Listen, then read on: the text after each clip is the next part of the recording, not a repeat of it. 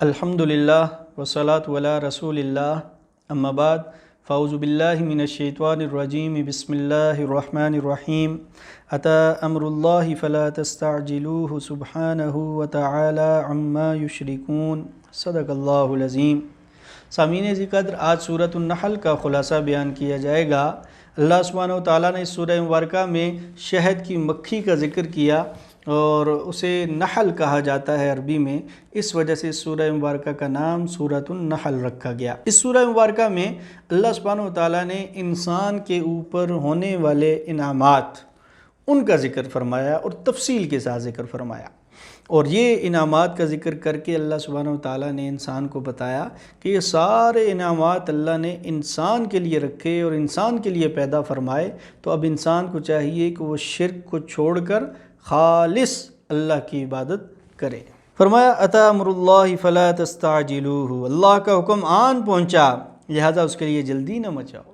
مشرکین مکہ کو نبی کریم صلی اللہ علیہ وسلم یہ فرماتے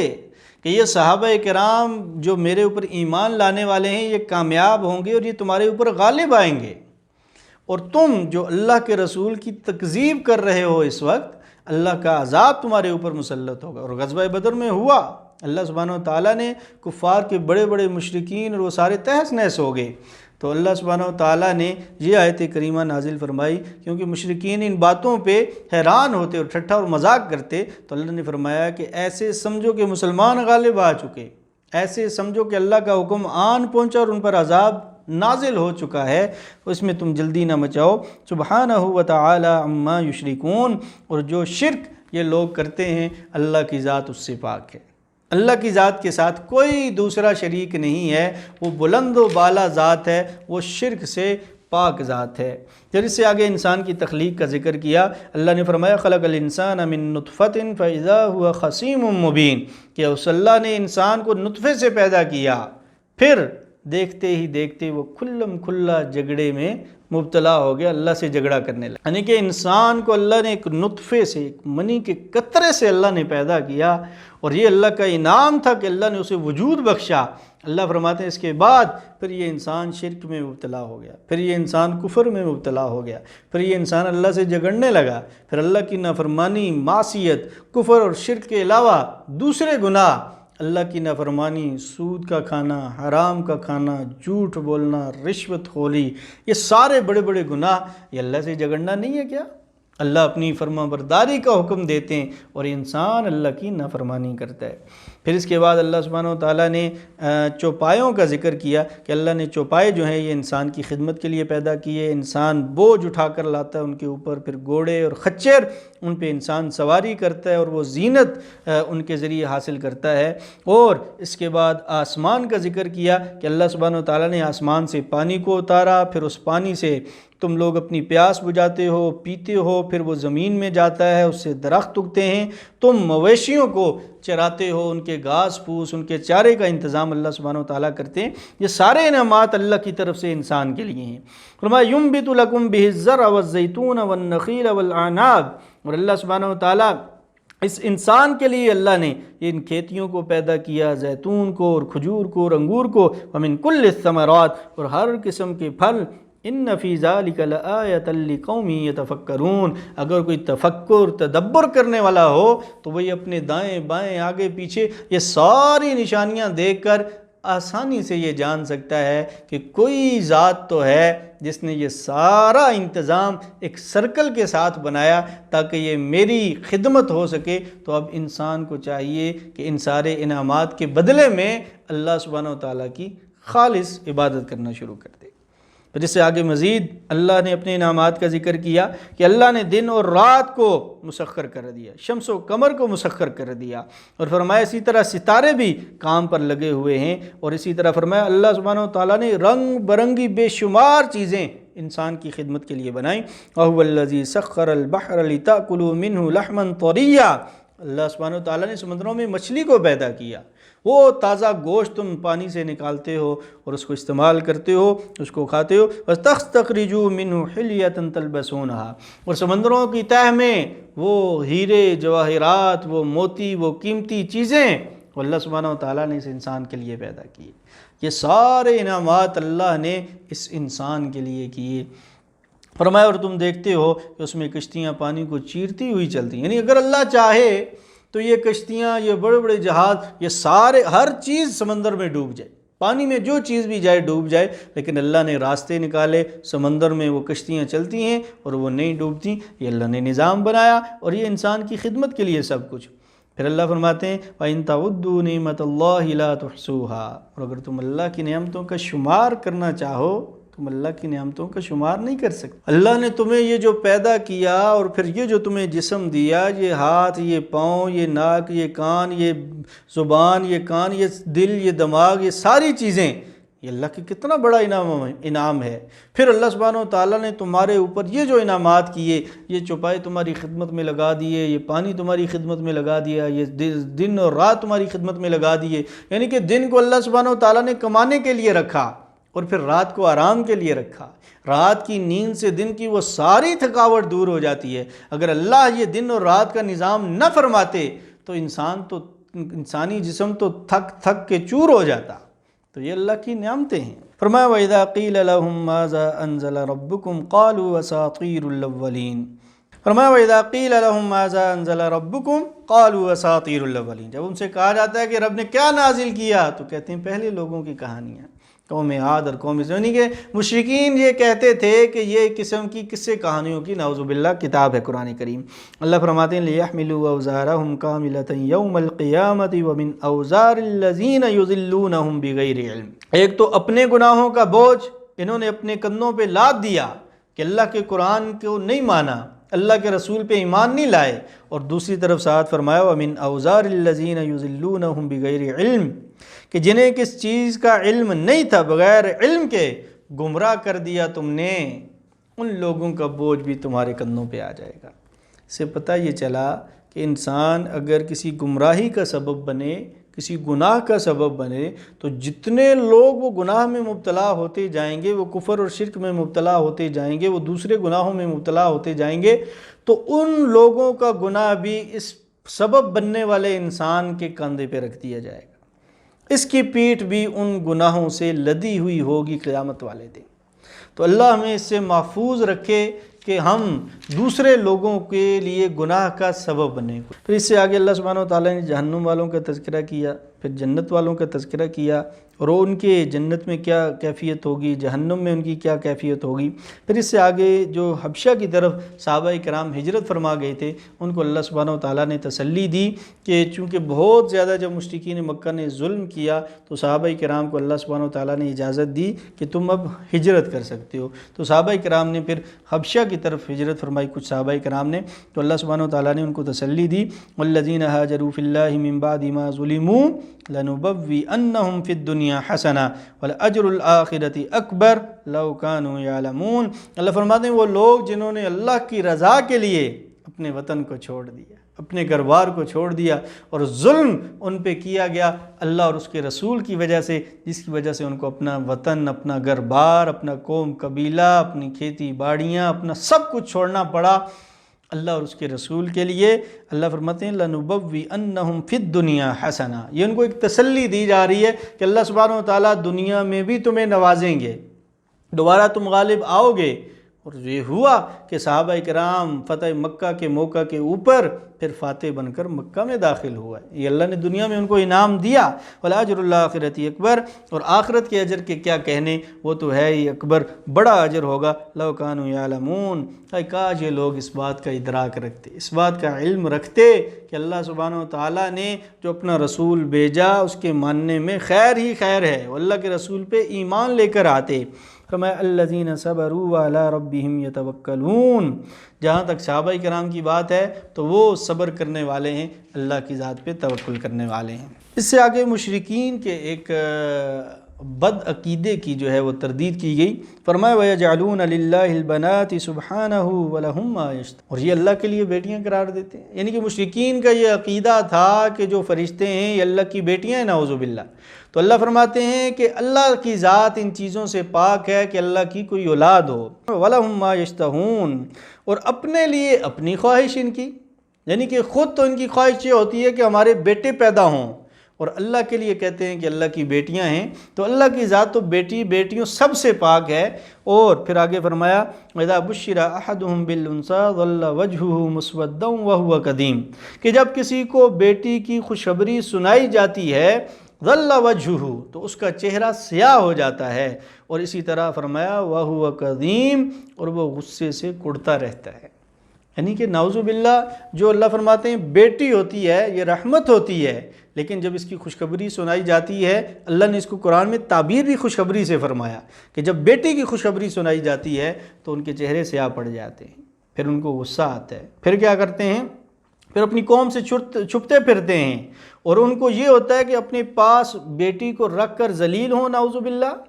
یا پھر اس کو زمین میں زندہ گاڑ دیں۔ یہ دونوں کام کرتے ہیں کہ یعنی کہ اگر بیٹی پاس رکھ لیں، اس کو زندہ درگور نہ کریں، تو پھر بھی وہ سمجھتے ہیں کہ شاید یہ کوئی ذلت والا کام ہے نعوذ باللہ۔ تو اللہ نے فرمایا کہ جو بیٹیاں ہوتی ہیں اللہ کی رحمت ہوتی ہیں، یہ اللہ کی رحمت ہوتی ہیں بندے کے اوپر، اور اس کو قرآن نے خوشخبری سے تعبیر کیا۔ تو اس لیے جن لوگوں کو اللہ سبحانہ و تعالیٰ بیٹیاں نوازتے ہیں تو وہ خوش نصیب ہیں کہ ان کو اللہ کی طرف سے خوشخبریاں ملتی ہیں۔ اس سے آگے پھر اللہ سبحانہ و تعالیٰ نے اپنے انعامات کا ذکر کیا اور فرمایا وَإِنَّ لَكُمْ فِي الْأَنْعَامِ لَعِبْرَةً نُسْقِيكُم مِّمَّا فِي بُطُونِهِ مِن بَيْنِ فَرْثٍ وَدَمٍ لَبَنًا خَالِصًا سَائِغًا لِّلشَّارِبِينَ،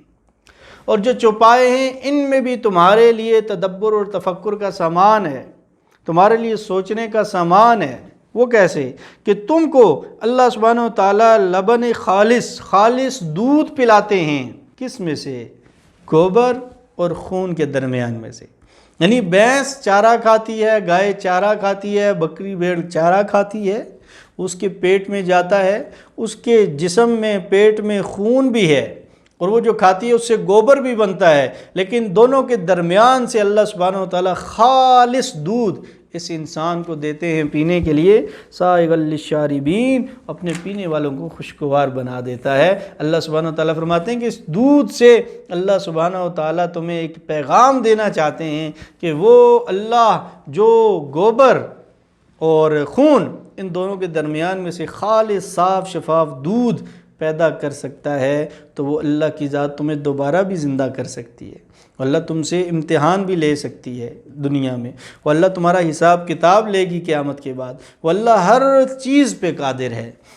اس سے آگے شہد کی مکھی کا ذکر کیا گیا، فرمایا وَأَوْحَى رَبُّكَ إِلَى النَّحْلِ، اور اللہ سبحانہ و تعالیٰ فرماتے ہیں تمہارے پروردگار نے شہد کی مکھی کے دل میں یہ بات ڈال دی، أَنِ اتَّخِذِي مِنَ الْجِبَالِ بُيُوتًا وَمِنَ الشَّجَرِ وَمِمَّا يَعْرِشُونَ، کہ وہ پہاڑوں کے اوپر، وہ درختوں کے اوپر، وہ ان چھتریوں کے اوپر جو ہے وہ اپنا گھر بناتی ہے۔ شہد کی مکھی کو اللہ سبحانہ و تعالیٰ نے یہاں پہ ذکر کیا، یہ بھی ایک بڑا خاص انعام ہے انسانوں کے اوپر، کیونکہ قرآن ہی آگے کہتا ہے شفاء للناس، کہ اس شہد میں لوگوں کے لیے شفا ہے۔ اور اس مکھی کی زندگی کو اگر دیکھا جائے تو یہ اللہ نے کیسی تخلیق کی، پوری ایک سلطنت ہوتی ہے، ان کا ایک چھتا ہوتا ہے اور اس میں ہزاروں مکھیاں ہوتی ہیں، ان کے اوپر ایک ملکہ حکمران ہوتی ہے اور ایک نکھٹو وہ ہوتا ہے ان کا نر، اور اسی طرح باقی ساری مکھیاں، کسی کا کام جو ہے وہ چھتا بنانا، کسی کا کام اس کی مینٹننس، اس کو ٹھیک رکھنا، کسی کا کام شہد جو ہے اس کو محفوظ رکھنا، کسی مکھی کا کام کہ جو فضلہ ہوتا ہے مکھیوں کا اس کو الگ کرنا شہد سے اور اس کو سائڈ پہ کرنا، تو یہ سارا ان کا نظام ہوتا ہے۔ پھر ان کا جو ہے وہ جا کر رس لانا، پھول کے اوپر بیٹھنا،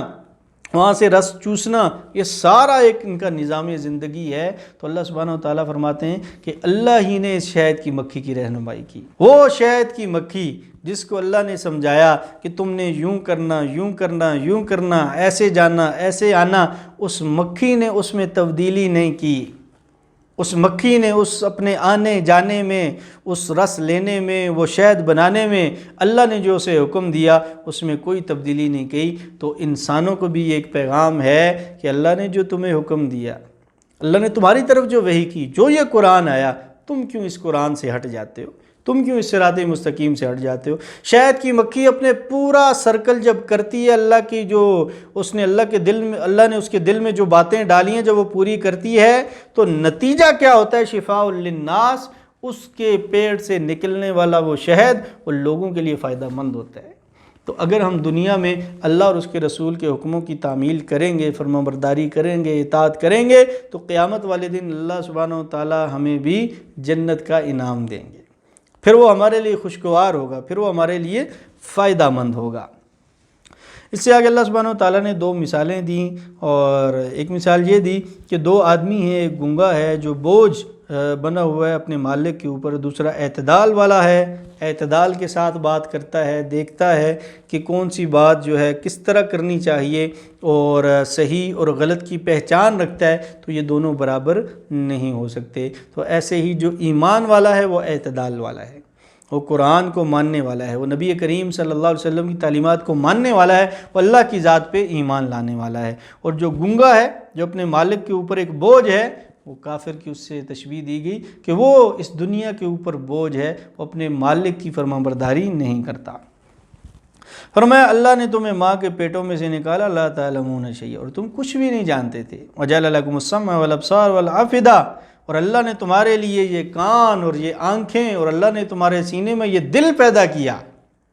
اور ان کو تم استعمال کرتے ہو، اور پھر تم دنیا میں طرح طرح کی چیزیں بناتے ہو، اپنا دماغ لڑاتے ہو، ان کو استعمال کرتے ہو، تم دنیا سے فائدے حاصل کرتے ہو۔ اللہ فرماتے ہیں لعلکم تشکرون، اللہ نے یہ چیزیں اس لیے بنائی تھیں تاکہ تم اللہ کا شکر ادا کرو، تاکہ تم اللہ کی مان کے چلو، تاکہ تم اللہ کے رسول صلی اللہ علیہ وسلم کی اتباع کرو۔ تو یہ اللہ نے جو دل دماغ دیا، جو سننے کی صلاحیت، جو بولنے کی صلاحیت، جو دیکھنے کی صلاحیت دی، تو ان کو استعمال کرتے ہوئے انسان کو اللہ اور اس کے رسول کے حکموں پہ عمل کرنا چاہیے۔ آگے جو آیت کریمہ ہے، اس کے بارے میں صحابہ کرام فرماتے ہیں کہ یہ قرآن کریم کی انتہائی جامع آیت کریمہ ہے، اور اس میں بہت جامع معنی اللہ سبحانہ و تعالیٰ نے احکامات دیے۔ فرمایا ان اللہ یامر بالعدل والاحسان وایتاء ذی القربی، اللہ حکم دیتا ہے انصاف کا اور احسان کا، اور قرابت داروں کے ساتھ اچھے سلوک کا۔ یہ تین حکم دیے گئے کہ انسان جب بھی کوئی بات کرے تو انصاف کے ساتھ کرے، عدل کے ساتھ کرے، کوئی کام کرے تو انصاف کے ساتھ کرے، عدل کے ساتھ کرے، احسان کرے، نیکی کرے، جو بھی نیکی کرے اللہ کی رضا کے لیے کرے، اور کچھ مقصد، کوئی خوشنودی کسی کی نہیں ہونی چاہیے۔ اور ہمارا جو قرابت دار ہیں، جو رشتہ دار ہیں، ان کے حقوق بھی ادا کرے، اللہ حکم دیتا ہے۔ وَيَنْهَا، اور اللہ روکتا ہے، عَنِ الْفَحْشَاءِ وَالْمُنْكَرِ وَالْبَغْيِ، بے حیائی سے، بدی سے اور ظلم سے۔ فرمایا یعظکم لعلکم تذکرون، وہ تمہیں نصیحت کرتا ہے تاکہ تم نصیحت حاصل کرو۔ کیا محبت برا انداز ہے کہ آیت کریمہ کے شروع میں ان اللہ یامر، کہ اللہ تمہیں حکم دیتے، سارے حکم اللہ ہی دیتا ہے، لیکن جہاں پر شروع میں فرمایا جا رہا ہے ان اللہ یامر، یعنی کہ یہ ایک اپنائیت کی انتہا ہے، ایک ترغیب کی انتہا ہے، اور اللہ سبحانہ و تعالیٰ اپنے بندوں کو متوجہ کرنا چاہتے ہیں۔ اور آخر میں پھر آیت کریمہ کے فرمایا کہ اللہ تمہیں نصیحت کرتا ہے تاکہ تم نصیحت حاصل کرو۔ تو ہم کوشش کریں کہ یہ 6 کام ہم کریں، 3 کام کرنے والے اور 3 کام ہیں ان سے ہم بچنے کی کوشش کریں۔ اللہ ہمیں ان پہ عمل کرنے کی توفیق عطا فرمائے۔ فرمایا ما عندکم ینفد وما عند اللہ باق، جو تمہارے پاس ہے وہ فنا ہونے والا ہے، ختم ہونے والا ہے، وما عند اللہ باق، اور جو اللہ کے پاس ہے وہ باقی رہنے والا ہے۔ یعنی کہ دنیا تم جتنا بھی مال متاع جمع کر لو، جتنے تم سونے چاندی کے ڈھیر لگا لو، جتنے تم پلازے، کوٹھی، کار، بنگلے، اولاد، مال، بیوی، جو کچھ بنا لو، اللہ فرماتے ہیں وہ فنا ہونے والا ہے۔ اور جنت میں جو اللہ نے تمہارے لیے باغات بنائے، جو ان کے نیچے نہریں بہہ رہی ہیں، جو دودھ کی اور شہد کی نہریں ہیں، جو اللہ نے تمہارے لیے بیویاں بنائی، جو وہ اللہ نے تمہارے لیے نعمتیں رکھی ہوئی ہیں، وہ ہمیشہ ہمیشہ کی رہنے والی ہیں۔ اس سے آگے قرآن کریم کا ایک ادب بیان کیا گیا کہ قرآن کریم کو جب بھی جو ہے وہ پڑھا جائے تو اللہ کی پناہ مانگ لی جائے کہ اللہ کی پناہ میں آتا ہوں شیطان مردود سے۔ اور جب بھی کوئی انسان کام کرے تو انسان کو دعا مانگ لینی چاہیے کہ اللہ سبحانہ و تعالیٰ شیطان سے ہمیں محفوظ رکھے۔ ایک لوہار تھا اور وہ نبی کریم صلی اللہ علیہ وسلم کی باتیں توجہ سے سنا کرتا تھا، اور جو مشرکین تھے وہ جب دیکھتے تھے یہ بات تو انہوں نے ایک یہ پروپیگنڈا شروع کر دیا کہ یہ جو لوہار ہے اس سے نبی کریم صلی اللہ علیہ وسلم نعوذ باللہ سیکھ کر آتے ہیں اور پھر یہ قرآن بیان کرتے ہیں۔ تو اللہ نے اس کی تردید کی، وَلَقَدْ نَعْلَمُ أَنَّهُمْ يَقُولُونَ إِنَّمَا يُعَلِّمُهُ بَشَرٌ، کہ لوگ کہتے ہیں شاید نبی کریم صلی اللہ علیہ وسلم کو کوئی انسان یہ باتیں سکھاتا ہے، یہ قرآن جو ہے اس سے سیکھ کر آتے ہیں۔ لِسَانُ الَّذِي يُلْحِدُونَ إِلَيْهِ أَعْجَمِيٌّ وَهَذَا لِسَانٌ عَرَبِيٌّ مُبِينٌ، وہ لوہار ایک اجمی انسان تھا۔ تو اللہ فرماتے ہیں وہ تو ہے ہی اجمی، اور اللہ کا قرآن تو عربی میں نازل ہو رہا ہے، تو یہ تو مشرکین کی ایک بالکل جو ہے فضول بات ہے، اس کی قرآن نے تردید کی۔ اس سے آگے اللہ سبحانہ و تعالیٰ نے ایک بستی کی مثال بیان کی، اور موجودہ دور میں جب کہ کرونا کی وبا پھیلی ہوئی ہے اور ہر طرف سے بھوک، ننگ اور افلاس کی صدائیں آ رہی ہیں، تو یہ آیت کریمہ جو ہے ہمیں جھنجھوڑنے کے لیے کافی ہے۔ اللہ فرماتے ہیں وَضَرَبَ اللَّهُ مَثَلًا قَرْيَةً، اللہ سبحانہ و تعالیٰ ایک قریہ، ایک بستی کی مثال بیان کرتے ہیں، وہ پرامن رہتے تھے، مطمئن رہتے تھے، اور اللہ فرماتے ہیں یَأْتِیہَا رِزْقُهَا رَغَدًا مِّن كُلِّ مَکَانٍ، اور فراوانی کے ساتھ ہر جگہ سے ان کی طرف رزق آتا تھا۔ آج دیکھ لیں کتنی رزق کی فراوانی ہے۔ آج سے 20-30 سال پہلے ہم کیا کھاتے تھے، کیا پیتے تھے، کیا سہولیات تھیں، کیسے ہمارا رہن سہن ہوتا تھا، کتنی سہولیات ہمیں ہوتی تھیں۔ آج اللہ کی نعمتوں کی، ان سہولیات کی کتنی فراوانی ہے، کتنے اللہ کے انعامات ہیں۔ پھر کیا ہوا؟ اللہ فرماتے ہیں فَكَفَرَتْ بِأَنْعُمِ اللَّهِ، انہوں نے اللہ کی نعمتوں کی ناشکری کی، اللہ کی نعمتوں کی ناشکری کی، اللہ کے احکامات کو ماننا چھوڑ دیا، اللہ کے حکموں کی فرمانبرداری چھوڑ دی، اللہ اور اس کے رسول کے حکموں کے سامنے سر تسلیم خم کرنے کی بجائے بغاوت اور سرکشی شروع کر دی۔ اللہ فرماتے ہیں فَأَذَاقَهُ اللَّهُ لِبَاسَ الْجُوعِ وَالْخَوْفِ بِمَا كَانُوا يَصْنَعُونَ، وہ جو کام کرتے تھے اس وجہ سے ہم نے ان کو خوف اور بھوک کا لباس پہنا دیا۔ لباس انسان کے جسم، پورے جسم کو ڈھانپتا ہے، وہ پورا جسم اس میں آ جاتا ہے۔ اللہ فرماتے ہیں جب انہوں نے اللہ کے حکموں کی نافرمانی کی، اللہ کی نعمتوں کی ناقدری کی، اللہ کی ناشکری کی، اللہ فرماتے ہیں لباس الخوف والجوع، بھوک اور خوف کا لباس اللہ نے پہنا دیا۔ مجھے بتائیں آج انسانیت کو اللہ نے کرونا کی شکل میں خوف کا لباس پہنایا یا نہیں پہنایا؟ آج لاک ڈاؤن کی وجہ سے کاروبار بند پڑے ہیں، تو اللہ نے اس نافرمانی، نعمتوں کی ناشکری کی وجہ سے بھوک کا لباس انسانوں کو پہنایا کہ نہیں پہنایا؟ اللہ ہمیں اپنے گناہوں پہ معافی مانگنے کی توفیق عطا فرمائے، اور اللہ اور اس کے رسول کے حکموں کے مطابق زندگی گزارنے کی توفیق عطا فرمائے۔ اس سے آگے حضرت ابراہیم علیہ السلام کا ذکر کیا گیا، اور فرمایا ابراہیم علیہ السلام دین حنیف پہ چلنے والے تھے اور اللہ کا شکر ادا کرنے والے تھے، اپنی جو اللہ نے ان کو نعمتیں دی تھیں، اور اللہ کی طرف رجوع کرنے والے تھے، اور صراط مستقیم پہ چلنے والے تھے۔ یہ ابراہیم علیہ السلام کی صفات بیان کی گئی کہ اللہ سبحانہ و تعالیٰ نے ان کو ہدایت کے اوپر رکھا تھا۔ مشرکین ابراہیم علیہ السلام کو اپنا بڑا مانتے تھے، تو اللہ فرماتے ہیں وہ تو ہدایت کے اوپر تھے، وہ تو شرک سے دور تھے، وہ تو اپنے آپ کو اللہ کی طرف متوجہ کیا کرتے تھے، تو تم ابراہیم علیہ السلام کے ماننے والے کیسے ہو؟ اس سے آگے فرمایا ادعو الی سبیل ربک بالحکمۃ والموعظۃ الحسنۃ وجادلہم باللتی ہی احسن۔ یہ ایک دعوت کا اسلوب بتایا گیا کہ جب اللہ کے راستے کی طرف بلایا جائے تو حکمت کے ساتھ، بصیرت کے ساتھ بلایا جائے، اگر بحث مباحثہ ہو جائے تو بحث مباحثہ بھی مناسب طریقہ بتایا۔ ان اللہ مع الذین اتقوا والذین هم محسنون، کہ اللہ کی معیت، اللہ کی مدد کن لوگوں کے ساتھ ہوتی ہے؟ الذین اتقوا والذین هم محسنون، جو لوگ تقوی اختیار کرنے والے ہیں اور جو لوگ نیکوکار ہیں، جو لوگ احسان کرنے والے ہیں۔ اللہ سبحانہ و تعالی ہمیں محسنین میں شامل فرمائے، متقی لوگوں میں شامل فرمائے۔ وآخر دعوانا ان الحمد للہ رب العالمین۔